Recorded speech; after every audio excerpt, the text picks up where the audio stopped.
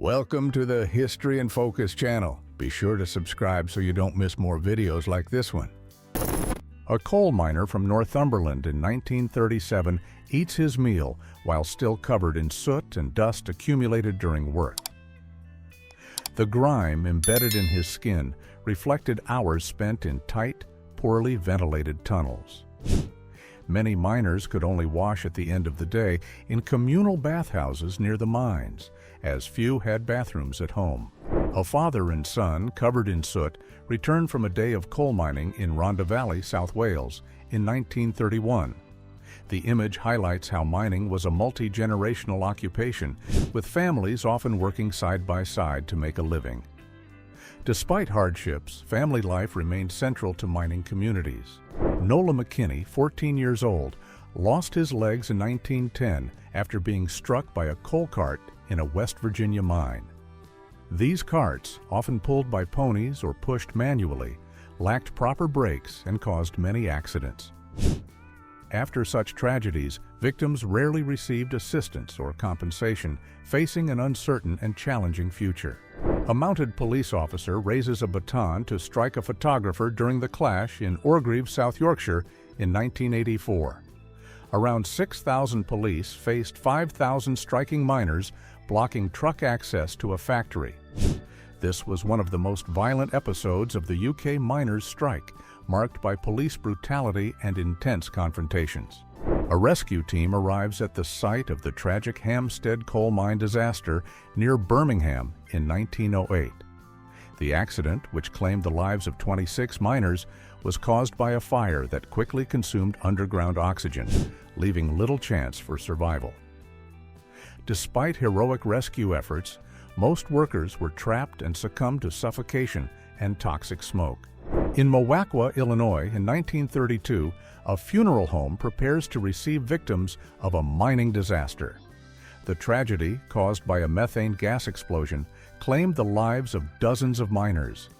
Such incidents were common at the time due to inadequate technology and safety standards. Families relied on mining but often endured constant loss and mourning. Frank, a 14-year-old boy, started working in a mine at the age of 11, performing dangerous tasks to support his family. In 1906, he suffered a serious accident when a coal cart crushed his leg, keeping him in the hospital for a year. Child labor in mines exposed children to significant risks without training or protection, often leading to tragedies like Frank's. Women and girls in the coal fields of Lancashire endured long, repetitive shifts sorting coal, an essential step to ensure the material's quality for transport. The job required agility to keep up with conveyor belts, and accidents were common, including hands caught in gears or crushed by heavy rocks. A miner works in a narrow coal seam only 13 inches high near Newcastle, England. In such tight conditions, workers had to crawl to extract the coal. Larger spaces were avoided because following the natural coal seams minimized material waste and reduced the risk of cave-ins caused by unnecessary excavation. In the 1890s, miners used canaries as early warning systems for toxic gases, such as carbon monoxide, which could not be detected by human senses. The birds' rapid metabolism made them more susceptible to the gases. If a canary died or showed signs of distress, it was an immediate signal for miners to evacuate and avoid potential tragedy. These young men, known as Bevan Boys, are ready to descend into the Markham coal mine in Yorkshire, England, in 1943. During World War II, they were recruited for mining instead of military service due to the urgent need for coal to power factories and trains. Many of them had never worked in mines before. A group of workers gathers at the entrance to the Monongah mine in West Virginia in 1908. The previous year, this mine was the site of the worst mining disaster in U.S. history when an explosion of gases and coal dust destroyed the tunnels, claiming over 350 lives. The tragic event led to the implementation of stricter regulations to improve mine safety. In 1960, during his presidential campaign, Senator John F. Kennedy visited West Virginia and spoke with a coal miner, hearing accounts of extreme poverty and harsh working conditions. The miners symbolize the challenges faced by the working class. Kennedy used these stories to advocate for social justice policies and economic support for the region. A group of young workers poses in 1899 before child labor laws were enacted. Some were under 10 years old and performed heavy tasks such as sorting coal or opening ventilation doors in mines. Many families depended on their income, and these boys worked in hazardous conditions, frequently facing illnesses and accidents. At the Bersham coal mine near Wrexham, Wales, miners display a sign marking a progress of 108 yards, approximately 324 feet, in 4 days and a half. This achievement was rewarded with production bonuses, as workers received extra pay for meeting or exceeding targets. While it increased pressure, this system provided an opportunity to improve the otherwise low regular wages. Women and children dig through slag heaps near closed mines during a coal strike. Without access to fuel due to the shutdown, many families searched for discarded coal fragments to heat their homes and cook. The strike worsened poverty in mining communities, which already faced hazardous working conditions. Workers crouch in a mine with low ceilings, supported by rudimentary wooden beams. These tight spaces were created by the miners themselves, leaving just enough room to avoid cave-ins. The reduced space maximized material extraction, but forced miners to work in claustrophobic and hazardous conditions. British miners go on strike in the 1920s, fighting for better working conditions and fairer wages. At the time, they faced long hours and hazardous environments in the mines. The General Strike of 1926, involving over 1 million workers, was one of the largest labor movements in the United Kingdom, although conditions only gradually improved in subsequent years. Bill Gunter, a safety officer at the Big Pit in 1979, inspects the G11 coal face, where coal was extracted under challenging conditions. His duties included checking the stability of walls and ceilings with a rod to identify weak spots, measuring methane gas levels with specialized equipment, and assessing tunnel ventilation. This photo captures the harsh reality of a coal miner's family living in a company-provided house in Pursglove, Scotts Run, West Virginia, during the challenging years of the Great Depression. The environment is simple and unsanitary, with worn furniture and limited space. These accommodations were deducted directly from wages, leaving the family in constant hardship without the ability to seek alternatives. Miners take a moment to rest, many eating traditional Cornish pasties. These pasties, filled with meat, potatoes, and turnips, were a primary energy source for the workers, complementing a basic diet consisting mostly of bread, cheese, and rarely meat. In the photo, boys returned safety lamps to the office after a day of training at the Newton Chambers coal mine in Thorncliffe, England. They spent 2 days a week in the mine, learning the trade, becoming familiar with the underground environment and the tools required. A miner lowers a coal seam under precarious conditions in 1906. To increase efficiency, many mines exploited extremely thin layers, forcing workers to move almost in a crawling position. This constant strain caused chronic injuries to knees, spines, and joints, as well as severe physical exhaustion. Jim McNulty, 15 years old, worked as a foreman at the Leadville Shaft Mine in Pennsylvania in 1911. At the time, young boys like him often took on adult roles, forced to mature quickly under the demands of mining. Society viewed this as a natural step to help support their families, disregarding the risks and heavy responsibilities placed on them. The Quamgwili mine in 1978 had reached the end of its productive life, with economically viable coal reserves depleted, as shown in this image. This marked the conclusion of operations, a common process for mines that extracted resources to their limits. The closure signaled the gradual abandonment of infrastructure and the displacement of workers. Boys operate coal cleaning chutes at a pit in Bargoed, South Wales in 1910. This job involved manually separating stones and other debris from the coal as it moved down the sloped chutes. Constant exposure to dust and noise from the machinery caused injuries and extreme fatigue due to repetitive movements and long hours. Edward, the Prince of Wales, visited a coal mine in Wales, observing the miners' poor working conditions. His visit raised awareness of the hardships faced by workers. Although there were some attempts to improve safety, significant changes only came after World War II. Miners gather at the entrance of the Copper Queen Mine in Bisbee, Arizona, in 1883, one of the largest copper producers of the era. Mining transformed Bisbee into a thriving city, attracting workers from various regions. The mine played a key role in local development, supplying copper for the electrical industry and helping expand infrastructure in the United States. Boys sit in rows, separated by conveyor belts, breaking coal and removing impurities in 1911. The cramped, coal dust-filled environment offered no protection. Common injuries included deep cuts, crushed fingers from the rocks, and chronic back pain caused by long hours in uncomfortable positions. 5 miners head down a slope toward a coal mine in Hazleton, Pennsylvania, around 1905. Beside them, a man in a suit, likely a manager, observes the operation. Mining in the region heavily relied on immigrants from Eastern Europe, such as Poles, Lithuanians, and Slovaks, while many managers were first or second generation Irish Americans. A miner uses a safety lamp to test for the presence of flammable gas.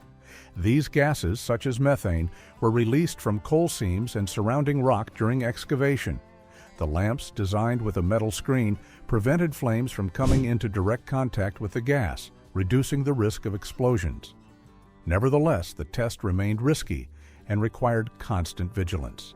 Ponies pulled coal carts through tunnels, spending most of their lives underground. Although basic rules for feeding and rest existed, these were often overlooked due to productivity pressures. The use of animals in mines was gradually banned throughout the 20th century and has largely been replaced by modern machinery today. 2 miners rest in a coal tunnel in the 1910s, taking a brief break during their exhausting shifts, which often exceeded 12 hours a day. Many workers were drawn to mining due to a lack of other economic opportunities, especially in rural and industrialized regions where mining was one of the few options for livelihood. At Dalcoath Mine in Cornwall in 1890, workers operated across multiple underground levels, connected by improvised wooden platforms called stalls. These structures supported the mine walls and allowed access between levels. At over 2,950 feet deep, Dalcoath was one of Cornwall's most significant mines, known for its complexity and scale. Miners inside carts prepare to start their next shift at the Maidesville Mine in West Virginia in 1938. These workers were essential in sustaining the growing demand for coal, which fueled industry and households during the Great Depression. Despite the risks, mining offered one of the few stable sources of income in the region. In 1905, at Butte, Montana, underground miners take a lunch break without leaving their work site. Staying below ground during breaks was common, as it avoided losing time. This reflected the intensity of operations aimed at meeting the high demand for copper, crucial for the expansion of electrical and communication networks in the United States. The first aid team of the D.L. and W. Woodward mines in Kingston, Pennsylvania, photographed in 1915, consisted of workers trained to handle emergencies in the mines. With medical kits and rudimentary masks, they responded to critical situations such as cave-ins, gas explosions, and heavy machinery accidents, helping reduce the high fatality rates. The miners' homes in East Durham, northeastern England, in 1937 were simple structures built with outside windows to reduce costs. Located near mines and industrial chimneys, they were constantly exposed to pollution. Soot and coal dust infiltrated the houses, harming hygiene and health, particularly among children. 2 miners drill into a coal face with a manual drill to create holes for explosives. This technique was essential for breaking large blocks, but came with risks, including uncontrolled explosions and toxic gases. Performed during long shifts with minimal lighting, the job demanded precision, as small errors could result in disasters. Basil Roberts and James Hopper, both aged 12, sort zinc from impurities at a zinc mine in Aurora, Missouri in 1910.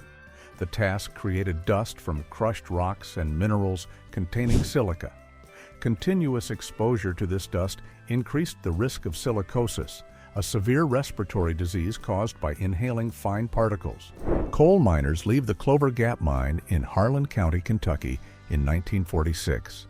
Operated by the PV&K Coal Company, the mine was one of many exploiting the region's rich coal deposits.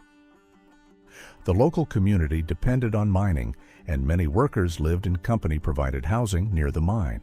In 1890s Britain, miners worked under extreme conditions, climbing fragile ladders and operating beneath precarious wooden beams that supported the mine shafts.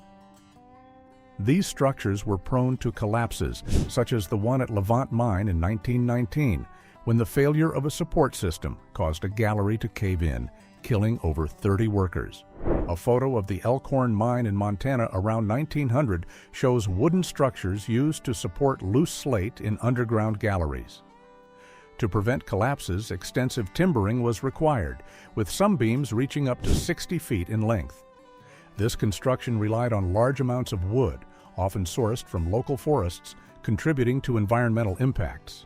In West Virginia, many miners' families lived in houseboats along the rivers. These boats served as makeshift homes close to the coal mines located along the riverbanks. The accommodations were simple and cramped, but despite the challenges, living on the boats allowed miners to avoid rental expenses, saving money to support their families. Here we see miners from Marthome Colliery near Great Harwood before World War I, posing in front of crane structures used to transport coal and workers from deep tunnels. With the onset of war, coal demand surged, but many miners were recruited, leaving women and young boys to fill the labor gap. An underground hoist operator works at the Della S mine in Aspen, Colorado. As mines grew deeper, systems like this became vital for transporting ore, workers, and equipment. Powered by steam or electricity, the hoists could support up to 2 tons using steel cables for increased safety. In 1939, in Harlan County, Kentucky, a crowd of miners blocks a road during a strike that became one of the bloodiest in the state's history. The repression of demands for better wages and working conditions resulted in violent confrontations. At least 4 miners were killed and dozens injured in shootouts with company-hired guards and local forces. Miners drill rocks in a Cornish mine, a region that in the 19th century produced about 2/3 of the world's tin. The ore was exported to countries like the United States and Germany. However, declining international prices at the end of the century led to the closure of many mines, leaving thousands unemployed and marking the end of an era in local mining. Coal miners in West Virginia in 1938 boil cane juice to make sorghum molasses, an affordable sweetener and energy source. Produced in large kettles over wood fires, this process was common in rural communities and provided a supplementary income. Beyond sustenance, it also served as a communal activity amidst the grueling workdays in the mines. Workers at the Preston Pans coal mine in England in 1926 engage in activities such as sifting coal and loading carts. The dust generated from handling coal, combined with inadequate ventilation, contributed to severe respiratory illnesses like pneumoconiosis, also known as black lung disease, which affected many miners of the era. In Gary, West Virginia, a young worker operates the brakes on a coal train, working 10-hour shifts. Despite mechanized loading and mining processes, the job remained dangerous. Energized wires, often installed at head height, posed a constant risk of electrocution. 3 miners dig coal in cramped and dark conditions in South Wales in 1931. Renowned for its high quality, Welsh coal was vital for industry and export. Without advanced machinery, these workers relied on manual tools and physical strength to extract the coal. A worker exits the cage for the last time at the Bettashanger coal mine, marking the end of a century of operations. The closure, overseen by British Coal, symbolized the decline of mining in the UK. High extraction costs, competition from cheaper foreign coal, and a transition to cleaner energy sources like oil and gas drove this decline.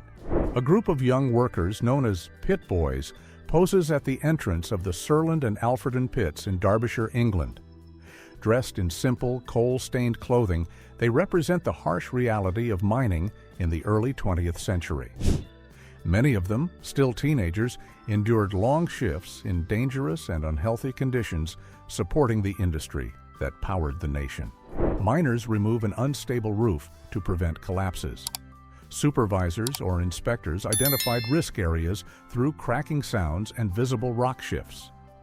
Using picks and crowbars, workers carefully executed the task to ensure the team's safety. The metal buckets at the Hubert Mine in Nevadaville, Colorado, were used for both transporting ore and lowering miners to deep levels, such as the 850-foot level shown in this photo. These tight containers required workers to remain perfectly still, as any movement could destabilize the equipment. Workers mine coal in drift mines, which are accessed through horizontal entrances on slopes, eliminating the need for deep shafts. This method was more affordable and less risky than underground mining, as it followed coal seams closer to the surface. However, challenges included landslides and exposure to weather conditions. At Cook's Kitchen Mine in Cornwall during the 1890s, miners use a hand-powered winch to lift heavy loads of ore. The equipment employed pulleys and levers to maximize applied force, enabling the transport of large quantities. This mine was a major operation in the region, known for its tin and copper production, essential to the British industry. In the early 1900s, miners at the Empire Mine used the Mantrip, a transport system powered by cables or locomotives to access underground levels. These vehicles allowed for the efficient movement of large groups, essential for maintaining productivity and ensuring safety in deep mines.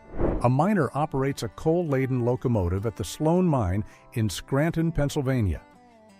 Underground mining required constant reinforcement to prevent cave-ins, and poor lighting made the environment even more hazardous. Despite Scranton's pioneering use of electrical equipment, the work remained arduous, relying on rudimentary tools and offering little protection for the workers. Two miners work in just their underwear at the Tilmanstone Colliery in Kent due to extreme heat, which could exceed 86 degrees Fahrenheit deep underground. To cope, they wore minimal clothing, took frequent breaks in ventilated areas, drank large amounts of water, and used wet towels to cool down while working. At the Kellingley Colliery near Castleford, England, an innovative space helmet design is tested to protect miners from bumps, coal dust, and particles. Developed in response to health and safety concerns, the equipment aimed to reduce head injuries and minimize the risk of chronic respiratory illnesses. Harry Fain works loading coal in the mines of Wheelwright, Kentucky during the 1940s, moving about 16 to 17 tons per day. Coal was critical to fueling the industry during World War II, being used in steel production for tanks, ships, and weapons. It also provided energy for factories and trains, supporting the infrastructure needed for the war effort. Vance, a 15-year-old boy, works as a trapper boy in a West Virginia mine, earning only 75 cents per day for 10-hour shifts. His job is simple but exhausting, opening and closing a door to allow carts to pass. He spent long hours sitting in the dark with only the marks and drawings on the door for distraction. Underground miners at Clifton Morenci, Arizona, operate pneumatic drills mounted on adjustable columns, powered by compressed air to penetrate hard copper rock. Stabilizing bases ensured precision and safety during work at great depths. This technology marked a turning point, reducing manual labor and increasing productivity in the mines. Mr. A. Langerfeld introduces an innovative coal harvesting machine at the Spencer Coal Co. in Scranton, Pennsylvania, in 1913. The machine eliminated the need for breakers, reducing the slate mixture to just 1 to 2% compared to the previous 15 to 60%. This invention improved efficiency and working conditions in mining. Miners wait in a cage to be taken to underground tunnels in a Pennsylvania mine in 1942. These cages were designed to handle large loads, transporting both workers and equipment. controlled entry and exit were critical to avoid congestion, as thousands of men could work simultaneously. In a narrow tunnel, miners use manual tools to extract blocks of coal, with their helmet lamps illuminating the dark and claustrophobic environment. Oil lamps, while useful, increased the risk of explosions due to accumulated gases. In many mines, workers spent nearly the entire day underground, starting before dawn and returning only late at night. Two miners work in an underground mine in 1920, loading a cart with blocks of coal. The environment was dark and dangerous, with low ceilings and limited mobility. Oil lanterns on their helmets provided the only light. Facing heat, dust, and simple tools, the workers endured repetitive physical labor to maintain steady production. Workers operate underground locomotives in a West Virginia mine around 1940. These machines, essential for transporting coal from the depths to the surface, ran on narrow tracks in environments with low ceilings and filled with dust. Although a technological advancement, the locomotives required constant maintenance due to extreme working conditions. Two men wait in a mine cage in 1930, ready to descend more than 1,000 feet below the surface. Made of reinforced steel, these cages transported workers and supplies in deep mines, operating via pulleys and chains. Safety depended on rigorous maintenance, as any system failure could cause severe accidents in the underground tunnels. A coal-laden train descends a slope at a Pittsburgh mine in 1907. Using gravity to move the carts, this method, called the inclined plane, was efficient and reduced costs associated with heavy machinery. Manual brakes controlled the speed, ensuring safety while rapidly transporting large coal volumes on sloping terrain.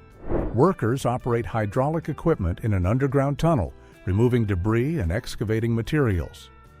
Introduced in the late 19th century, hydraulic technology improved mining efficiency, enabling the handling of harder and deeper materials. The machines generated pressures exceeding 10,000 pounds per square inch, equivalent to the force of over 700 Earth atmospheres, sufficient to cut through metal or crush concrete. Miners stand on wooden scaffolding in a gold mine shaft in Gympie, Queensland, in the late 19th century.